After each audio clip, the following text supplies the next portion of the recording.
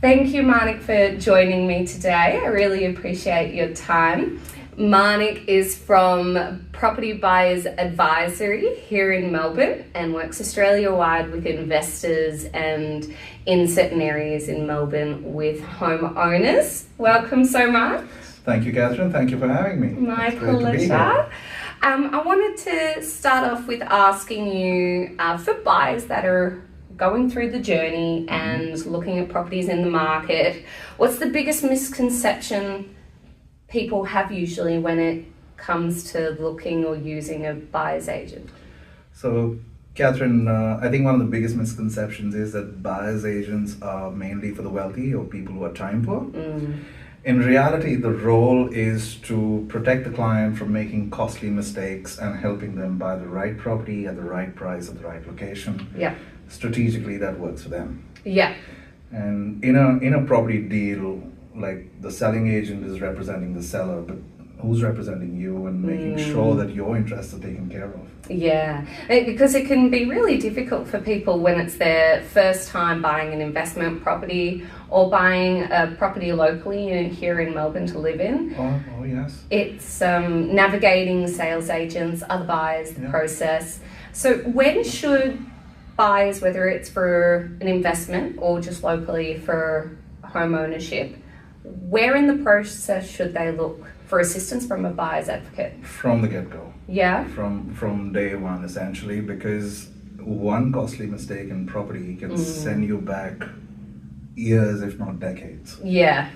And can really cost you in the long run. Plus, why do you want to miss out potentially on multiple properties that could have been amazing? Oh yes, absolutely. Instead of using a buyer's advocate that can assist. Yeah. And while you're missing out, the market's changing. Yeah. Especially in a hot market like we have some markets in the country right now, you'll miss out, and 3 months down the line the market's changed, the pricing's changed. So you might end up paying more for the same or a similar property, or you might have to compromise on a smaller property or an inferior property than you what originally set out to achieve. Yeah, no, that makes total sense. When clients use your services, what's the average time frame from when they engage you to finding and getting the right property and being accepted? Average is usually sits between the 6 to 8 week mark. Yeah. But the fastest, it's been 9 days. Oh, amazing.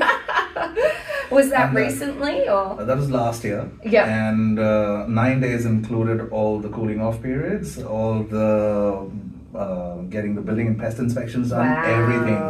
But effectively, we saw the property on Friday, online. Yep. We went and inspected on Saturday.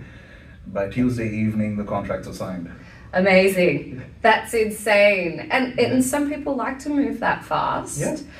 If you find the right property and you know it's the right fit, it doesn't matter if it's your, even if it's the first property that you look at. There's also a misconception that you don't buy the first property, but if it's the perfect property, go for it. Yeah, and it's an exciting time for a lot of people, but having someone there who's such as yourself, who's not getting blinded by emotions, I think is really important. So following on from that, how do you work with clients' expectations on when they're purchasing, emotionally versus a strategic point of view when it comes to looking in the market? So early on in the process, when I sign up a client, we essentially have what we call a strategy call. And we build a plan. And if the client is getting very emotionally involved, all I do is come back to the plan. Yeah. And show them how that property does not meet their plan, and we are thinking emotionally about it. It is hard sometimes. It can be, yes. You need the accountability, I think. Yes. And reflection, being like, hey guys, we said this. Now you're starting to get off track. Yeah. So if it's an owner-occupier property, the property has to meet their lifestyle goals. And their wealth goals in the long run, because even an owner-occupier home or a property that you're planning to buy and live in essentially is an investment. Yeah. You want it to grow over time. Yeah.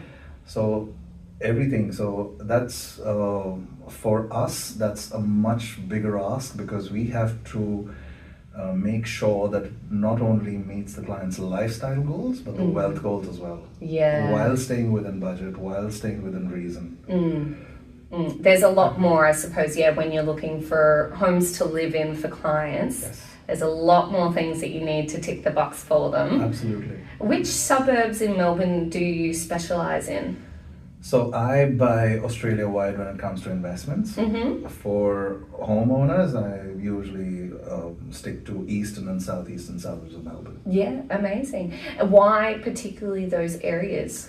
Because I know those areas very well from a lifestyle and a livability perspective. Yeah. Because when we're looking at investment properties, essentially we're looking at numbers, we're looking at what the markets are doing, and we're looking at how the rents are going up or the vacancy rates. So it's purely guided by numbers. Yeah. And if everything ticks off in a property and its livability is all right and it's tenantable and everything is okay, then we just go ahead with it. Yeah. It's kind of like not having all your eggs in one basket. Exactly. To diversify your property portfolio. Absolutely. Taking advantage of every other state, and they've all got different laws when it comes to, Absolutely. fees. Melbourne's been hit a little bit. Have you seen any interesting feedback or people being reserved investing when it comes to investing in property within Melbourne due to the costs? Some of them yes, some of them no. But if someone's already over-invested in Victoria or Melbourne, then I usually recommend let's go outside of Victoria or outside of Melbourne, because you don't want to put all your eggs in one basket, and diversification is very important when it comes to building a property plan or property strategy. Yeah, beautiful. Thank you.